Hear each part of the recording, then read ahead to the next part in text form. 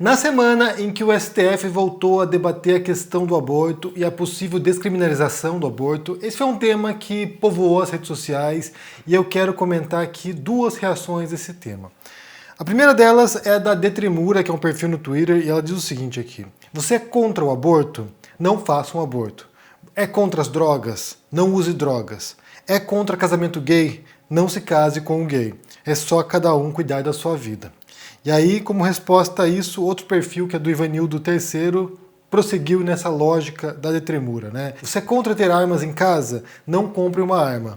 Você é contra as piadas do Léo Lins? Não vá no show dele. Você não gosta do Jovem Pan? É só não assistir. Eu realmente acho que o mundo seria melhor assim, mas a real é que esse argumento parece valer só para um lado. A Detremura é uma progressista e o Ivanildo, ele é um libertário, ou seja, possivelmente um ANCAP. O que acontece é que esses dois casos aqui possuem contradições por uma única razão, porque aqui a gente tem uma falsa simetria, porque se tratam de casos muito diferentes uns dos outros. Então, assim, o caso de aborto é uma coisa, casamento entre pessoas do mesmo sexo é outra coisa, uso de drogas é um outro assunto, armas é outro, piadas preconceituosas ou racistas é outra questão, e por fim a Jovem Pan é outra questão. A gente tem que compreender, para começar, porque eu sei que é difícil, é um esforço muito complicado, de aceitar que existem diferentes visões numa sociedade. Um país como o Brasil, que tem mais de 200 milhões de habitantes, certamente que você vai encontrar distintas posições sobre os diferentes assuntos, e muita gente não se detém sobre contradições de nossas próprias posições ideológicas ou sobre a sociedade. Então, nesse caso do aborto em específico, é uma questão muito complicada, porque não passa apenas por uma questão de saúde pública, não passa apenas por uma questão de compreensão do que é o valor da vida, por exemplo, mas passa, para o brasileiro, em grande parte, por um tema que é quase religioso.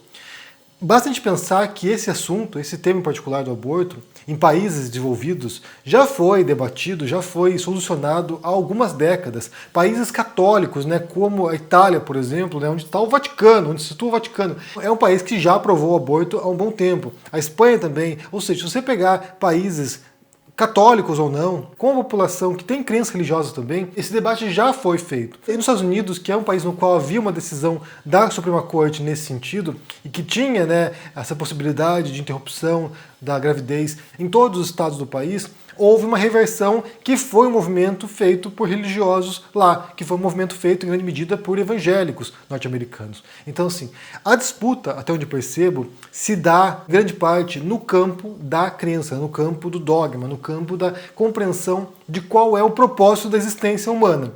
Porque se você adota uma visão de que a vida não tem um valor inerente, de que a vida humana ela é tão valiosa quanto a vida de um porco, de um cachorro, de uma barata, de, sei lá, uma larva qualquer, que o simples fato de a vida humana existir pode ser extraordinário porque a gente tem raciocínio, porque a gente pode pensar sobre o mundo, mas que a gente não é diferente de outros animais ou de outros seres vivos, o argumento de proteção de um embrião, que nem sequer tem um sistema nervoso central, não se sustenta. A gente pode até pensar num caso análogo aqui, né, que é da morte, do assassinato de bilhões de animais por ano para consumo. Bois, porcos, frango, ou seja, por ano, nós seres humanos matamos animais que são conscientes, que têm sensações, né, que sentem dor, que são seres vivos. A gente mata esses animais para consumo, ou a gente consome animais que foram mortos para consumo, e para a maioria de nós sequer há questões éticas em relação a isso. É claro que tem quem indague, é claro que tem quem enfrente isso, mas a maioria de nós aceita isso como um dado da realidade. Esses animais foram mortos, a gente vai consumir. Então a questão de quando é a origem da vida, ela é irrelevante para esse debate, porque a gente mata seres vivos, ou em guerras também, né, mata outros seres humanos, e essa é uma questão que muitas pessoas nem sequer se fazem. Inclusive, né, muitas pessoas que são contra o aborto, por exemplo, elas são pessoas que só defendem que a mãe deva ter o filho. Mas quando a criança nasce, por exemplo, depois que ela nasceu, há pouca preocupação sobre o destino daquela criança. Se ela vai ter o que comer, se ela vai ter um lar, sabe, estruturado, se ela vai ter possibilidade de educação, se ela vai ter algum tipo de dignidade na vida e vai poder atingir suas potencialidades. Então, assim, elas só são a favor da vida no útero da mãe. Depois que nasce já não é mais uma questão. Basta pensar, por exemplo, a reação de conservadores a imigrantes ou a chegada de refugiados. São pessoas que estão fugindo de zonas de guerra muitas vezes, ou de países paupérrimos, buscando maior oportunidade, e quando chegam no país, essas mesmas pessoas, muitas vezes, que são contra encerrar uma gravidez, elas são contra a chegada de crianças estrangeiras para ter uma vida melhor. Essa é uma grande contradição nesse sentido de que não é um valor da vida, mas é o valor de um ente em gestação. Também não é uma preocupação em relação a todos os seres vivos, é só uma preocupação em relação aos seres humanos. E aí, como eu falei, entra essa questão dogmática, essa questão da crença, de qual é o propósito da nossa vida, que muita gente pensa que é uma alma que está vindo para cá, que precisa passar por uma aprovação, que precisa pagar algum karma do passado, se você pensa em reencarnação, ou que tem alguma missão transcendental de, sei lá, de honrar a Deus, quem pensa em, sei lá, em céu, ou algum tipo de paraíso após a morte. Então, assim, quem tem esse tipo de crença, ela pode vir a pensar que aquele ser no útero tem algum tipo de propósito misterioso. Aí vem até o argumento, né, bem batido e bem ridículo, que é, mas poderia ser um Einstein. É claro que poderia ser um Einstein, poderia ser um Hitler, poderia ser alguém banal, trivial, que não faz a menor diferença no planeta. Então, assim, essas questões aqui, como eu falei, entram numa esfera que não é uma esfera naturalista, não é uma esfera da racionalidade, mas é uma esfera da crença, uma esfera do dogma. Quando a gente pensa na questão do aborto em particular, é importante pensar que existem 3 vertentes principais de compreensão de como é essa questão. A primeira delas tem a ver com essa ideia de que a vida tem um valor inerente. Portanto, a partir do momento que foi fecundado o óvulo, ali já tem proteção, é uma proteção tão importante quanto a proteção de um adulto humano. Há uma outra compreensão de que se está na barriga da mãe, a mãe é uma espécie de uma incubadora, uma espécie de uma máquina que mantém a pessoa viva na UTI, e ali a mãe tem prioridade. Então, se a mãe quer interromper a gravidez, ela não tem que se preocupar com o destino do que está dentro dela. Se esse ser dentro dela pudesse sobreviver fora dela, sem auxílio do corpo dela, ela tiraria a criança e aí poderia continuar a incubação fora. Mas como não pode, e ela tem a prioridade sobre a decisão do corpo dela, sobre a decisão do futuro dela, porque é outra questão importante também, né? O modo como essa mãe posteriormente vai ter qualidade de vida, se ela vai estar presa no casamento que está, sabe, se desfazendo, se ela for estuprada. Então, assim, são questões importantes e que a mãe deveria ser capaz de decidir ou não. E aqui tem uma visão de hierarquia, né? Primeiro vem a vida da mãe e as possibilidades da mãe. E uma terceira visão que alega ou que trabalha com a ideia de que há diferentes estágios de direitos de um ser humano. Então, assim, você é adulto, tem direitos plenos. Se você for uma pessoa capacitada emocionalmente, intelectualmente, então você é um adulto pleno e você tem direito a muitas coisas. Direito a voto, direito a dirigir um carro, entre outras coisas. Então, assim, você tem uma série de direitos que faz parte do estágio adulto. Quando você é adolescente, você tem menos direitos, porque você não é uma pessoa totalmente formada ainda. Então, assim, você vai restringindo esses direitos à medida que vai se tornando menor. Então, uma criança menor tem menos direitos do que um adulto também, e assim por diante. E quando volta para o estágio da gestação, então haveria também estágios de direitos do embrião ou do feto. Então, assim, quanto menos formado for o ser vivo dentro daquele útero, menos direitos teria, portanto, o aborto seria legítimo, ou poderia ser legítimo com base nesse raciocínio. Mas quando a gente passa para outras questões, que aí envolve casamento entre pessoas do mesmo sexo, ou passa, por exemplo, por descriminalização das drogas, aí são outras questões bastante distintas, porque também há um impacto social nisso, né? Como eu falei, a gente tem diferentes visões no interior de uma sociedade, pessoas mais progressistas, pessoas mais conservadoras, mais reacionárias, inclusive querem voltar ao estágio inicial, pessoas mais revolucionárias, querem rupturas drásticas naquilo que está acontecendo. E aí, nessas disputas de ideias, em alguns momentos você vai ter um grupo no poder ou um grupo determinando o debate público num certo sentido, e em outros momentos vai ter outros grupos que estão determinando o que deve ser feito, ou estão no poder, inclusive, ao ponto de conseguirem mover a sociedade num certo sentido. Então, se você observa a história da humanidade, você vai perceber que há momentos na história nas quais há mais liberdades e em outros momentos nas quais há mais restrições. Então, assim, quando a gente entende essas disputas sobre certos direitos, ou sobre certos comportamentos que impactam não apenas a vida individual de quem toma aquela decisão, mas das demais pessoas, isso vai para o debate coletivo e aí diferentes posições vão poder expressar suas ideias. Basta pensar no casamento. O casamento, tradicionalmente, e aí a gente foge, né, da noção romântica, que é uma coisa muito recente na história da humanidade.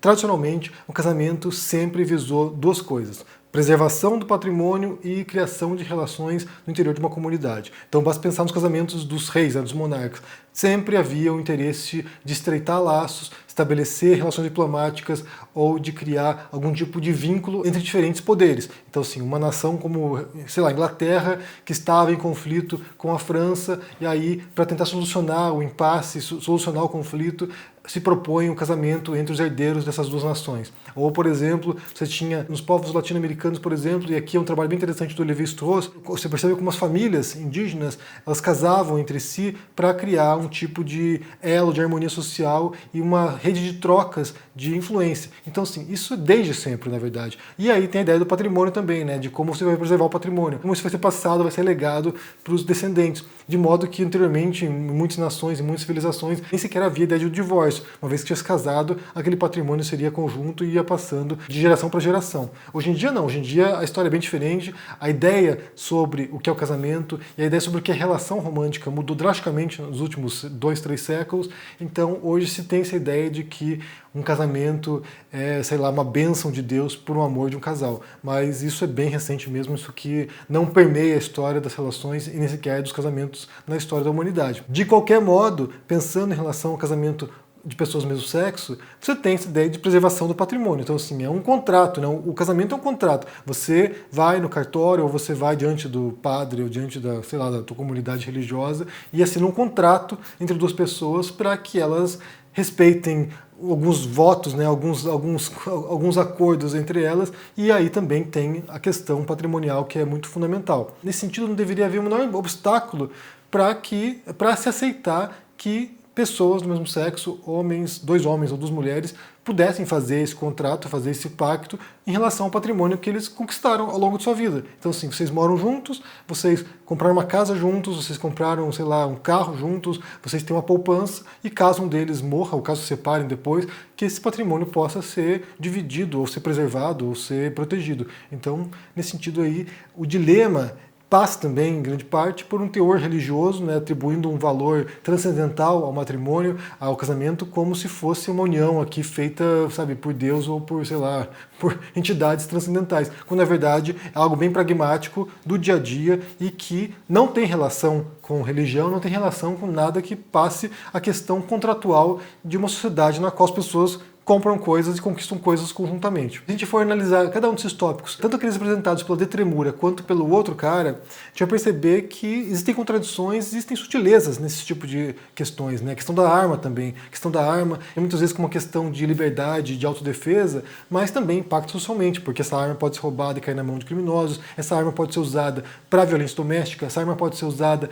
para violência contra vizinhos ou contra outras pessoas. Então, assim, não é algo descompromissado, não é algo que não tenha um peso social, não é algo que possa causar um impacto social, como a gente vê nos Estados Unidos, o país que tem o maior número de, sabe, assassinatos em massa do planeta. Pessoas que um dia despirocam, saem com suas armas, a sua coleção de armas, saem com suas armas nas ruas e matam um monte de gente. Basta pensar no caso de Las Vegas, que o cara era um colecionador de armas, levou para um hotel em Las Vegas dezenas e dezenas de armas, milhares de munição e ficou na janela do hotel tirando contra pessoas num show. Então, assim, esse tipo de situação, quando é questionado o impacto que isso pode ter na vida das demais pessoas, não apenas na sua, isso é claro que isso tem um peso diferente do que se pensar no caso do casamento homossexual. Mas todos esses tópicos vão suscitar grandes emoções e vão trazer aqui à tona posições muito distintas que partem de alguns preconceitos, que partem de algumas visões que podem ser fundamentadas historicamente ou que se transformaram ao longo do tempo e que já não dizem mais o que diziam em sua origem e que vão moldando a nossa percepção, apesar das contradições que existem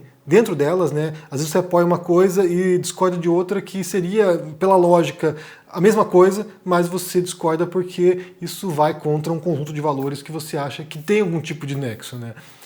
Bem, eu quero saber de vocês, como vocês entendem essa questão aqui, esses tópicos apresentados, né? Primeiro, o debate que voltou agora ao Brasil sobre o assunto do aborto. Já é um tópico, como falei, que é um ponto pacífico em muitos países do mundo. Não há a menor dúvida, na Europa, por exemplo, em muitos países, que é um direito fundamental das mulheres de interromper a gravidez, mas no Brasil está muito atrasado esse debate e ainda há uma grande carga religiosa. Mas como você entende esse assunto? Como é que você se posiciona nessa questão?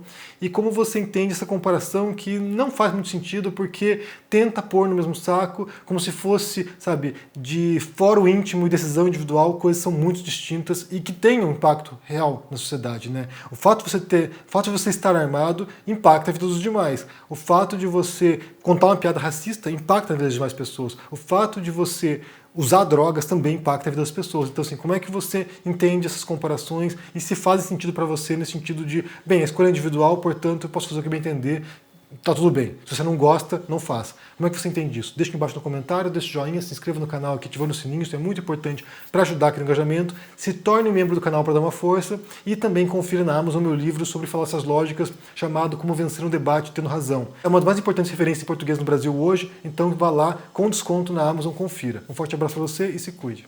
Tchau. Estamos em guerra pela independência. Eles atacam, tentam nos intimidar, usam as estruturas de poder para distorcer a realidade. Mas não vão nos calar. A gente não se curva, a gente vai à luta.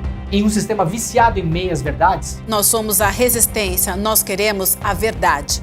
Por isto, levantamos a bandeira da independência. Independência para fazer um jornalismo corajoso, para colocar o dedo na ferida, para denunciar os abusos e as injustiças. Somos independentes dos donos do capital, dos poderosos e das grandes corporações. Aqui é publicidade zero. Só assim honraremos o nosso compromisso com a denúncia. Com a liberdade total de opinião. Essa guerra não é fácil, é cruel, mas com seu apoio e luta, seremos cada vez mais fortes. Junte-se à nossa causa. Junte-se à nossa causa. Junte-se à nossa causa. Fortaleça o jornalismo verdadeiramente independente. Sendo membro do ICL.